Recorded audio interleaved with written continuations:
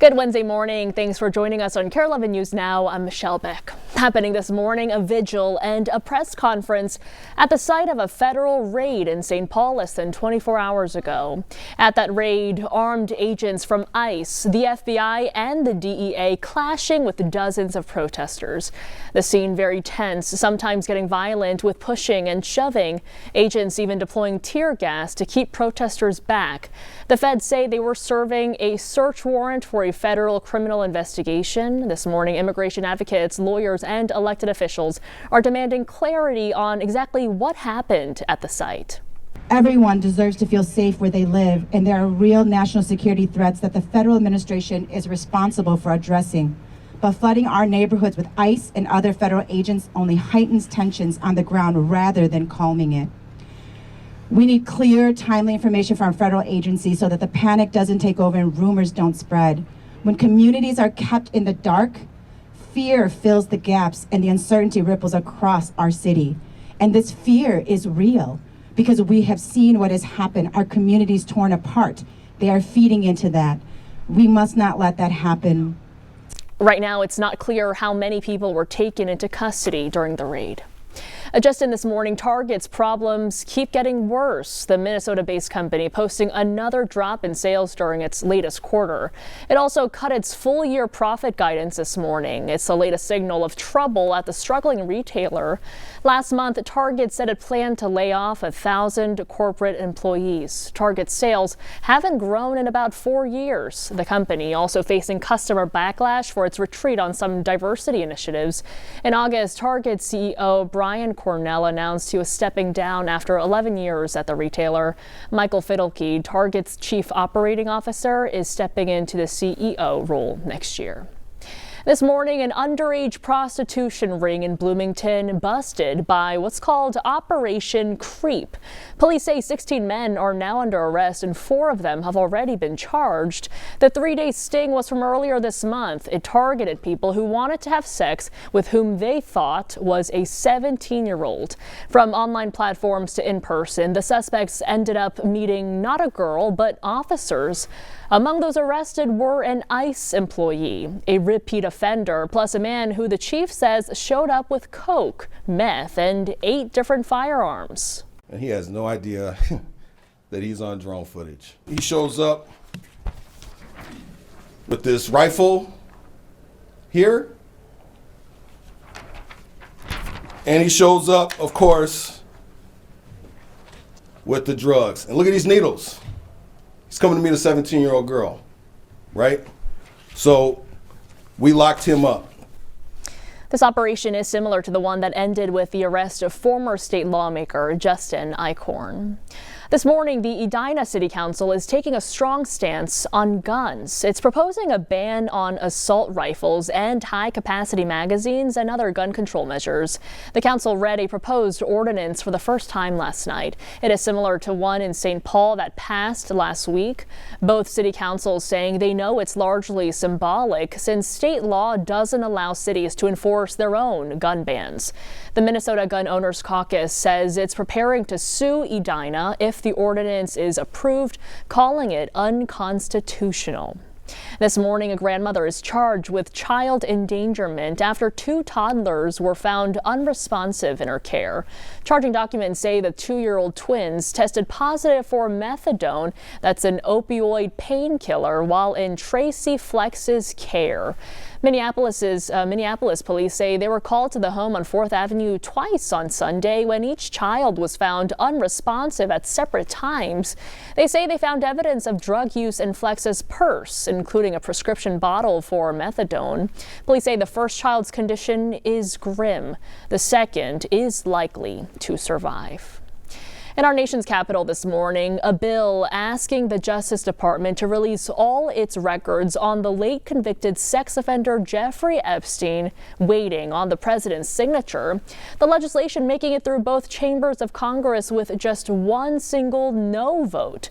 President Trump says he will sign it. However, it is not clear what happens after that, as the Justice Department could open new investigations into Epstein's ties to top Democrats, something President Trump requested. NBC's Alice Barr is in Washington with all the details.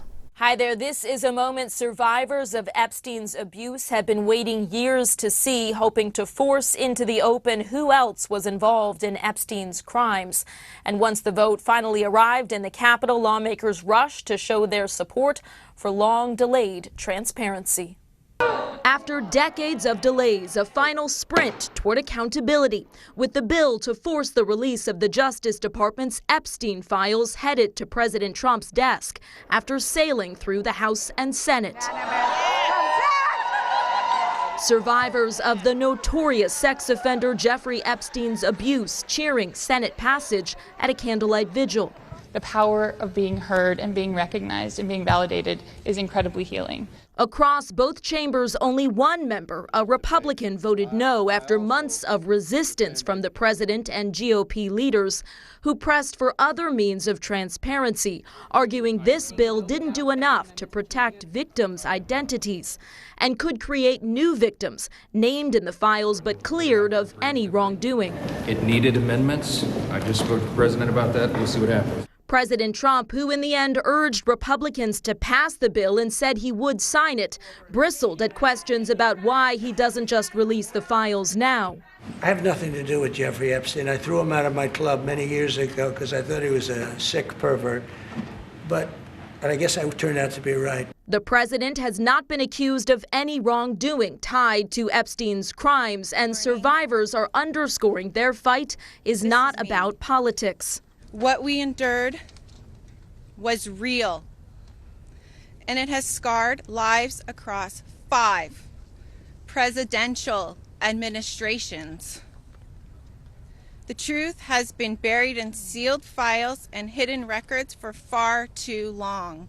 Those files set to be released by the Justice Department within 30 days of the president signing the bill into law. President Trump also asked the Justice Department to investigate prominent Democrats who've been linked to Epstein, and that's raising some concerns now because any active federal investigation could prompt the DOJ to withhold certain documents that, if released, would jeopardize those new probes. In Washington, Alice Barr, NBC News. New information this morning on what caused Baltimore's Francis Scott Key Bridge to collapse, killing 6 construction workers last year. The National Transportation Safety Board says a loose wire led to a power failure, and that ultimately caused the cargo ship to crash into the bridge. The cost to repair the bridge between $4 to $5 billion. This morning, we have a better idea of what the new multi-million-dollar plans for Highway 61 in Hastings will look like. At a packed meeting last night, the $30 to $40 million MnDOT project was unveiled. It'll stretch from 3rd Street to 36th Street. Highway 61 project manager Robert Jones saying they're adding roundabouts, new sidewalks and pedestrian ramps, and replacing the Todd Field retaining wall.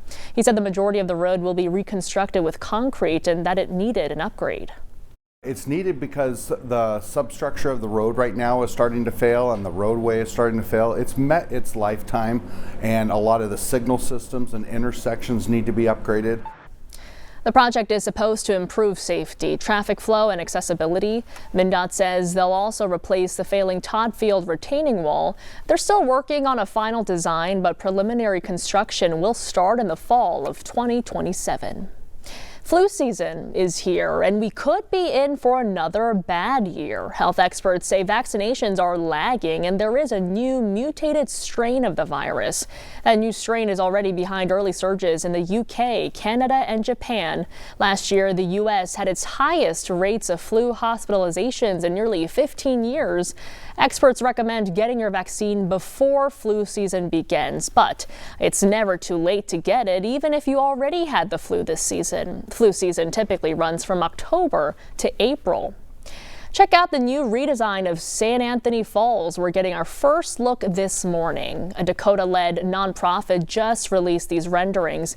They say the project will transform the shoreline, improve wildlife habitats, and create paths to connect St. Anthony Falls and the riverfront to the Stone Arch Bridge and other Minneapolis trails. The project starts in the spring. The Timberwolves are back in action tonight, hosting the Washington Wizards. But before getting back to Target Center, the team went a few blocks over to the Target store in downtown Minneapolis for some really important business. They surprised 15 local kids with a $1,000 shopping spree.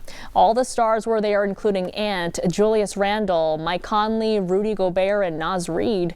Each player walked around with the kid and helped them spend their money, all part of the Wolves' annual holiday shopping event.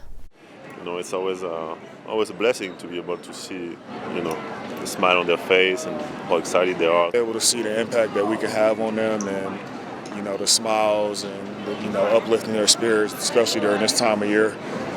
It's really cool. The players said electronics were the hottest item, with many kids rushing towards gaming systems. If you want to see the Wolves play tonight, tickets are still available on their website for as low as $15. Tip-off is at 7. Stick with us. More news and weather coming up after the break.